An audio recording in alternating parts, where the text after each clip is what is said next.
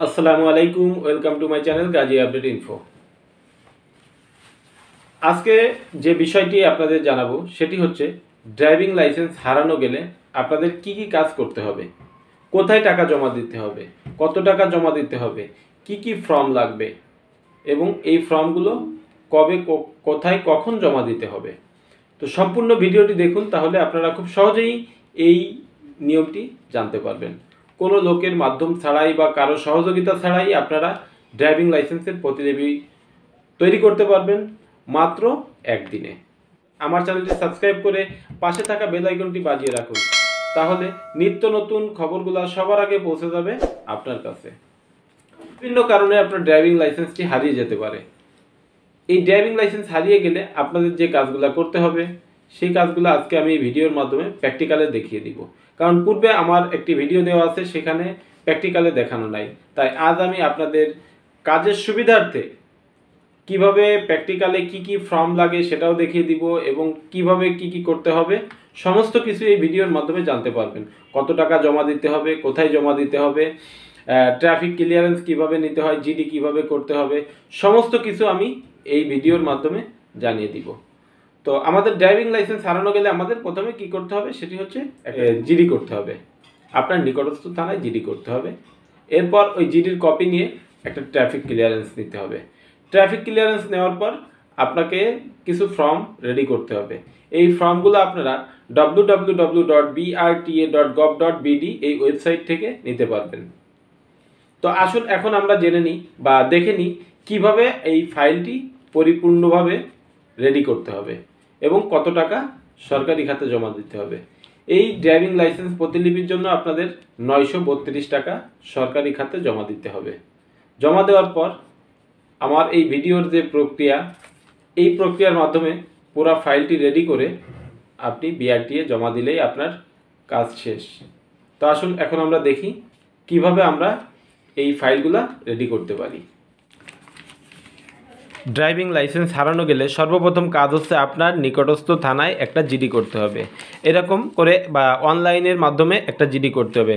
অনলাইনে একটা জিডি করার পর আপনার জিডির কপি নিয়ে আপনার নিকট যে থানা, ওই থানা ভিত্তিক যে ট্রাফিক অফিস আছে বা ডিএমপি কমিশনারের কার্যালয় আছে, ওই কার্যালয়ে গিয়ে এরকম করে আপনার একটা ট্রাফিক ক্লিয়ারেন্স নিতে হবে যে আপনার ড্রাইভিং লাইসেন্সে কোনো মামলা নাই। এভাবে একটা ট্রাফিক ক্লিয়ারেন্স এবং এই জিডি, এই কাজটি করতে হবে। এই কাজটি করার পর আপনার পরের কাজ হচ্ছে আপনার www.brta.gov.bd এই ওয়েবসাইট থেকে প্রতিলিপি ফর্ম, ড্রাইভিং লাইসেন্সের যে প্রতিলিপি ফর্মটি আছে এই প্রতিলিপি ফর্মটি এখান থেকে ডাউনলোড করে একে একে এভাবে নাম, mobile number, driving licence number, reference number, কি কারণ, প্রতিলিপির কারণ, এইভাবে সব কিছু পরিপূর্ণভাবে উল্লেখ করে আপনার এই ফর্মটি পূরণ করতে হবে। এরপর হচ্ছে আপনার যে ডিজিটাল ফর্মটি থাকবে, এই ডিজিটাল ফর্মটিও এভাবে পূরণ করতে হবে। ডিজিটাল ফর্মটি সম্পূর্ণ পূরণ করা হলে এটার সঙ্গে আপনার ড্রাইভিং লাইসেন্সের ফটোকপি, আর যদি কোনো কারণে আপনার ড্রাইভিং লাইসেন্সের ফটোকপি না থাকে সেক্ষেত্রে আপনার ড্রাইভিং লাইসেন্স নাম্বার বা রেফারেন্স নাম্বার দিয়ে জিডি করবেন এবং জিডির কপি এটার সঙ্গে অ্যাটাচ করতে হবে। ড্রাইভিং লাইসেন্সের কপি না থাকলেও ভোটার আইডির কপি এটার সঙ্গে অ্যাটাচ করতে হবে। এভাবে অ্যাটাচ করার পর এই টোটাল ফাইলটা রেডি করে আপনার বিআরটিএর যে লিস্টেড ব্যাঙ্কগুলো আছে এই ব্যাঙ্কগুলার মাধ্যমে টাকা জমা করতে হবে। ব্যাঙ্কগুলোয় গিয়ে টাকা জমা দিতে হবে প্রতিলিপি ফি, এবং প্রতিলিপি ফি হচ্ছে 932 টাকা। এই 932 টাকা জমা দিয়ে এই ফাইলটি পুরোপুরি রেডি করে আপনার কারেন্ট অথরিটি বা বিদ্যমান বিআরটিএ, ড্রাইভিং লাইসেন্সের বিদ্যমান বিআরটিএর এই ফর্মটি জমা দিতে হবে।